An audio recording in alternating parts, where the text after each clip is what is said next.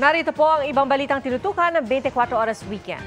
Nakiusap si Pangulong Bongbong Marcos sa mga lalahok sa malawakang protesta kontra katiwalian sa November 30 na panatilihin itong payapa at iwasan ng karahasan. Ang National Capital Region Police Office sinigurong handa sila para sa ipatutupad na seguridad.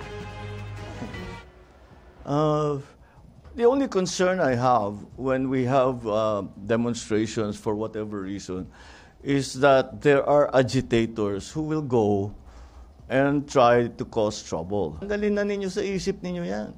Manggugulo kayo, wala namang mangyayari, may masasaktan lang. Matapos ang halos 2 dekadang pagtatago, sa sementeryo na huli ang isa sa mga wanted dahil sa madugong bank robbery sa Laguna noong 2008. Nakatutok si John Consulta, exclusive. Nakapagtirik pa ng kandila sa puntod ng kanyang ama ang lalaking ito. Pero maya-maya, dinakip na siya ng mga tauhan ng Regional Intelligence Division 4A ng Philippine National Police. So may kasong illegal and unlawful possession of firearms. Ngayon ikaw po ay may karapatang manahimik.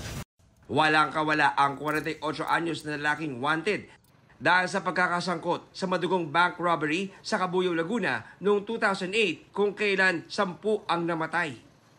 Ayon sa Regional Intelligence Division 4A, 17 taong nagpalipat-lipit ng bahay at nagtago ang suspect para makaiwas sa huli matapos masangkot sa pinakamadugong bank robbery case sa Pilipinas.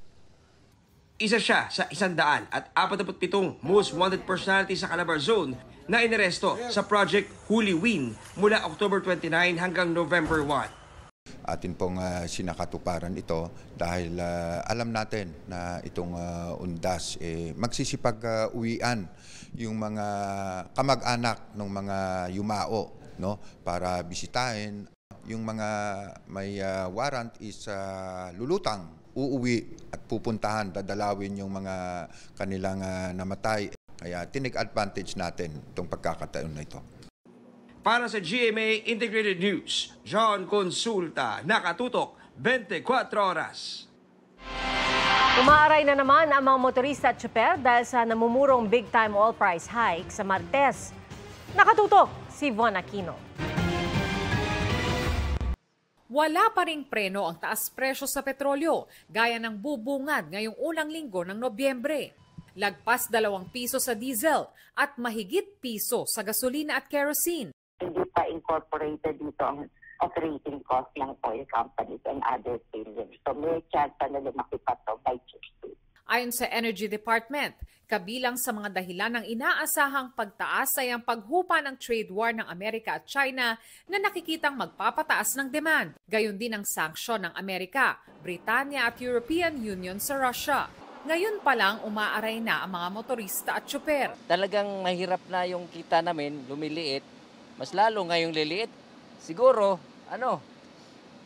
subsidy na lang sa gasolina. Sakit po sa bulsa yun. Kung pwede lang, i-maintain na lang po doon sa medyo mababa. Sana tumaas na din yung pamasahe. Kahit yung minimum lang. Kung tataas man siya, hindi wala tayong magagawa.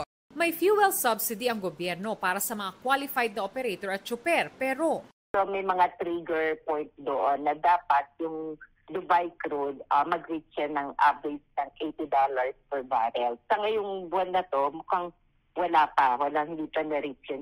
ang grupong Manibela, pag-aaralan daw kung magpoprotesta o tigil pasada. Pero may hirit sila sa gobyerno. Dapat magkaroon tayo ng stable na kukuhanan na hindi doon sa mga lugar na binibigyan ng sanctions. Pag-aralan dapat ito ng gobyerno. Para sa GMA Integrated News, Von Aquino, nakatutok, 24 oras. Kasabay ng taimtim na pagunita sa mga yumao at mga santo, ang malikhaing paandar ng mga Pinoy para sa Halloween.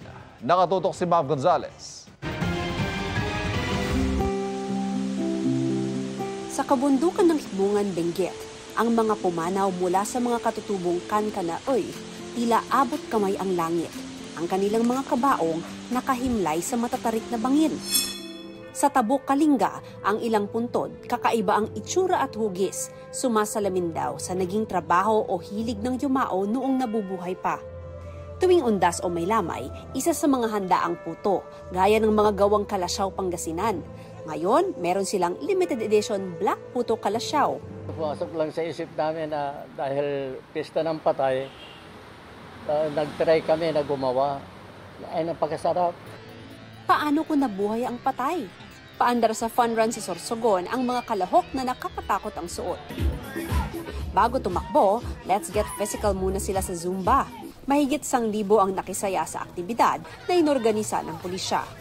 From aswang na nag-Zumba to elemental rampa.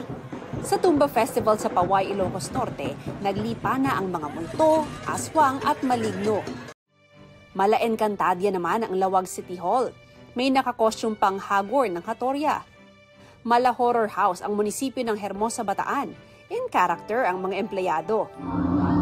Maging sa Boracay, bihis Halloween ang mga hotel. Pero dahil ang undas ay panahon ng kabanalan, may parada ng mga kabataang bihis santo sa Boracay. Gayon din sa Tagbilaran, Bohol. May Dress Me Like a Saint Caravan din sa Iligan City. Lagit-laging paalala ng simbahang Katolika, dapat isa puso na ang undas, hindi tungkol sa mga multo o kasamaan, kundi sa mga santo at kabutihan. Para sa GMA Integrated News, Mav Gonzalez, nakatutok, 24 oras.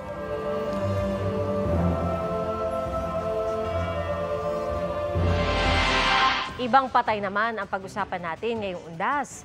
Mga bagay o tao na patay ka o yung to die for. Tinanong namin ng ilan kung kanino o saan sila dead na dead. At ang kanilang tugon sa pagtutok ni Von Aquino.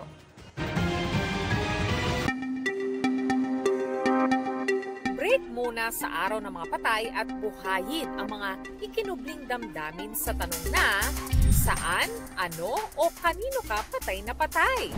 Sa kanya. Sa kanya lang, ma'am. Di pwede sa iba eh. Baka ako mamatay.